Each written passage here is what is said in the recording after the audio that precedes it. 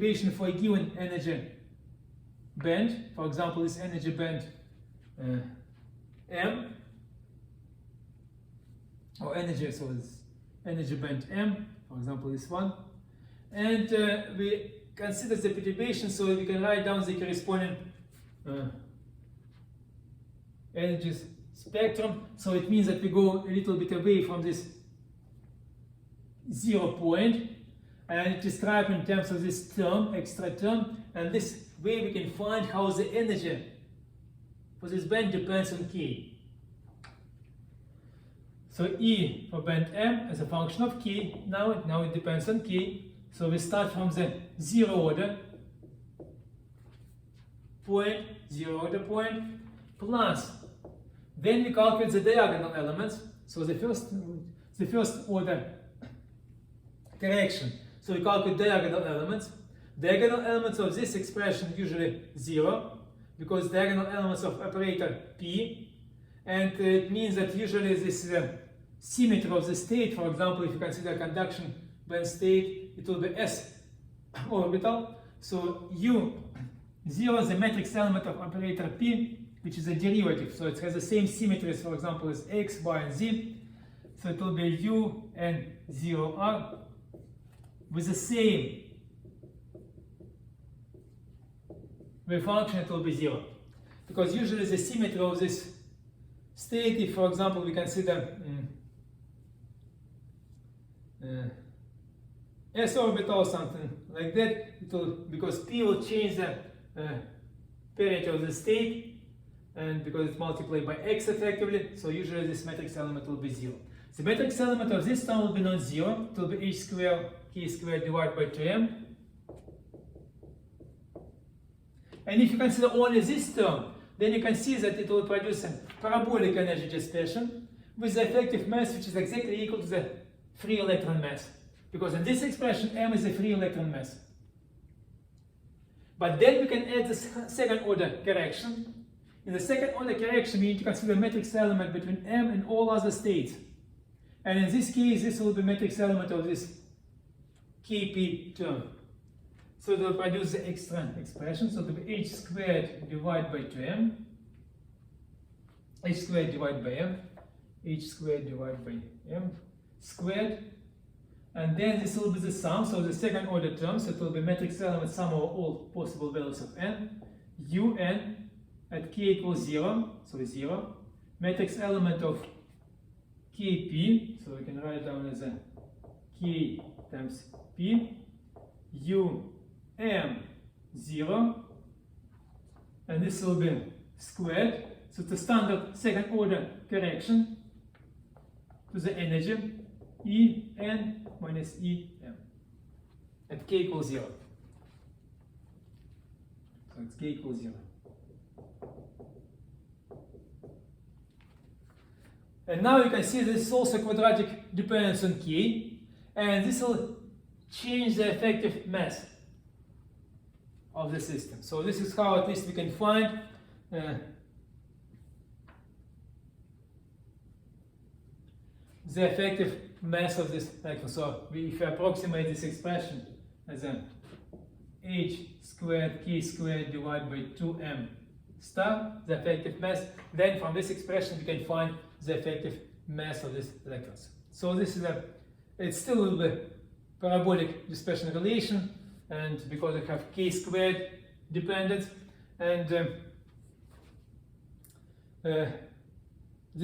and to find this type of correction, of course, we need to know all this matrix element.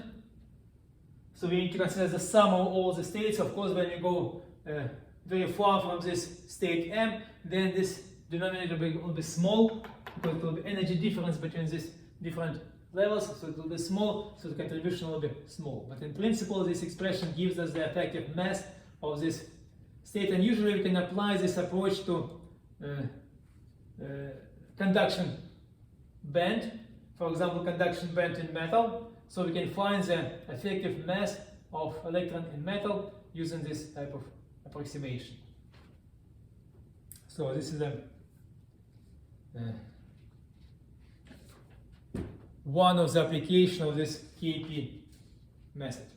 to find the effective mass of the system.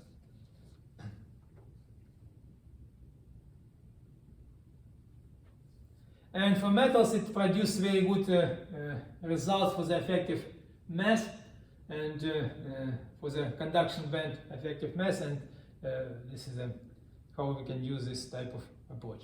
Now let's consider another application of KP model, and this application, which is usually we use to describe the properties of semiconductors. We need to know the energy dispersion of both the conduction band and valence band states, and this is approximation based on this type of system.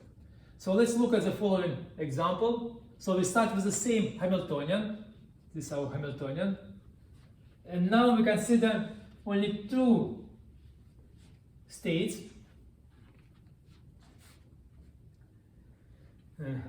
Two non-degenerate bands. So in other words, so we have, for example, conduction and valence band. So this is a conduction band and this is a valence band at k equals 0, and we want to find what happens with this band when we change k, and this is what we can use with this, what we can done with this KP model. So this is a valence band, so let's draw the schematic in a different way. So let's assume that the energy of the valence band is 0, and conduction band will be E G. So it's a gap, and we know only the properties of these two states. So for example, we know that the band gap, and we know the wave functions at these 2 points at k equals 0, wave function of the valence band and the wave function of the conduction band. So we know that these two states. Then it's approximation of two-band approximation. So we have only two states, and in this case we can write down the corresponding matrix. So this is our Hamiltonian. So we consider this Hamiltonian matrix only within the basis of two states. So we have only two states, and the method how we can find the corresponding energy spectrum, and that we need to construct the corresponding Hamiltonian matrix. So the corresponding basis is U 0. So let's call this U conduction band. This is a conduction band. 0 means that k equals 0, and we know the UV 0. It's a valence band at k equals 0. We know only these two wave functions. Then we want to find the matrix, and this is a Hamiltonian, and we need to write down this Hamiltonian the basis of two states. So we construct the corresponding Hamiltonian matrix. So we find the matrix element of this Hamiltonian in the basis of two states. So let's write down this matrix.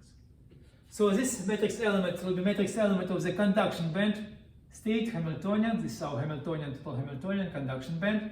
This will be conduction band, valence band. So this conduction band and valence band, these two states at k equals 0. So this will be valence band, Hamiltonian conduction band state, and this will be valence band, Hamiltonian valence band state. So we construct the following Hamiltonian matrix, and then we calculate the eigenvalues of this Hamiltonian matrix, and this will be the eigenvalues, so to be two eigenvalues which correspond to the energy dispersion in the conduction and the valence band within the KP model. So let's look at this energy dispersion. We calculate the matrix element of the conduction band states. So H0, it gives you exactly the energy of the state at k equals 0. It will be EG, the gap. So it will be EG. Then Kp, matrix element for the same state, it will be 0. And k squared will be just constant, because it's constant, we don't have any operators. It will be plus h squared k squared divided by 2. Similar, the diagonal element for the valence band, H0 for valence band, it will be 0. The energy of the state is 0. Then matrix element of Kp, it will be 0, because the P, again, it has for the same element, so it will be usually for correct symmetry, so it will be 0. And we have only h squared k squared divided by 2. Now non-diagonal elements. For non-diagonal elements, H0 it will be 0, because H0 is diagonal in this basis. K squared divided by 2m, it's a constant. And matrix element in C and V states will be 0, because you can move this constant outside, it will be just the product of these two states, and they are orthogonal, because this is the eigen functions of the Hamiltonian and K equals 0, so it means they are orthogonal. So we have non-zero matrix element of this operator. So it will be matrix element of operator K, of operator P, because K is constant, and we can call this matrix element, let's call this P0. So it will be H squared divided by 2m K times P0. P0 is a matrix element of operator P between these two states, and in general it will be non-zero, because it can be, for example, have different symmetry. For example, this can be P state, Px state, or Py state, and this will be S state. So usually conduction band state has the S symmetry, and the valence band state has the P symmetry, Px, Py, or Pz. So it means that we have non-zero matrix element of P operator. So another way, this has the symmetry of, for example, like exponent negative r squared divided by a squared, and this has the symmetry of x times exponent negative r squared divided by a squared. So when you calculate the matrix element of Px operator, so it will be non-zero matrix element between these two states, because Px operator has the same symmetry as x. So it will be non-zero. Similar this one, it will be h squared divided by 2m K times P0. So P0 is a matrix element. C, P, and U, V, C. It's a matrix element.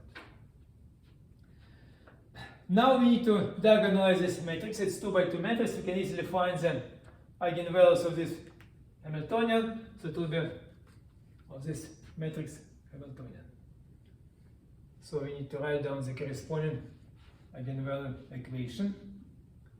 So it will be E G plus H squared K squared divided by 2m minus energy multiplied by H squared K squared divided by 2m minus energy minus H squared divided by 2m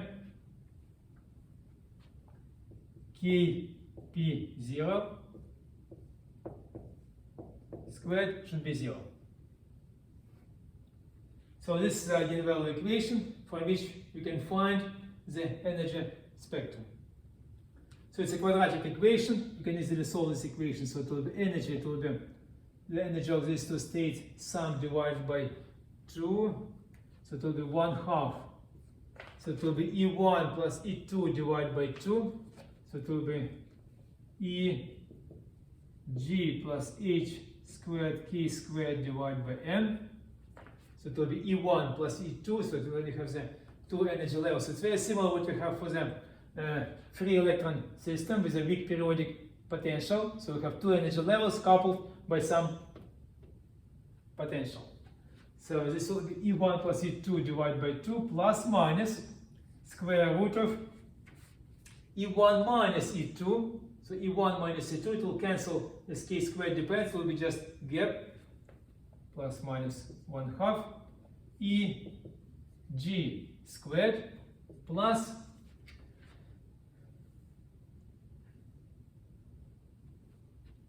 EG squared plus 4 square of this expression. H squared divided by 2m K P0 squared, square root. Sorry, it's a little bit less, we don't need this part. So now from this expression we have the energy dispersion as a function of K, and you can see it's not just a parabolic dispersion. So you can see we have this dependence as a square root. So it's of course we can find the effective masses based on this expression. So we can use the expansion assuming that K is small, so it will produce some parabolic energy dispersion. It depends on the K squared, so we can find the corresponding effective masses. So for conduction band it will be with plus sign, for valence band it will be with minus sign. So effectively it should give us the following dispersion. So for conduction band it should go like that. For valence band it should go in the opposite direction. So for valence band it should be negative effective mass. For conduction band it should be positive effective mass. Of course it depends on this matrix element, the magnitude of the effective mass. And the advantage of this approach is that you can see when you consider only two bands, you can find more or less exactly the energy spectrum as a function of k. And this is the idea of the KP model. So we consider only fixed number of states, for example, in this case only two states. So we assume that we know the properties of the system at k equals 0. So we know the energy of the states, we know the wave functions. Then we introduce the matrix element of P operator between these two states, and you can see that effectively what we need to know about the system, we need to know just the energy gap, and we need to know this parameter P0, the matrix element. We don't need to know exactly the wave functions at k equals 0, we just need to know this matrix element, and we need to know this energy gap. So we have only two parameters which characterize the properties of the system. And then we can find how the energy depends on k, if you know only these two parameters. So this is some kind of advantage of this approach. So we introduce only finite number of parameters to find the energy dispersion as a function of k for these two bands. Now let's consider more exact way. Let's consider so-called Kane model or Latinger model for, at least let's go schematically about this method for real semiconductors, how to apply this KP model.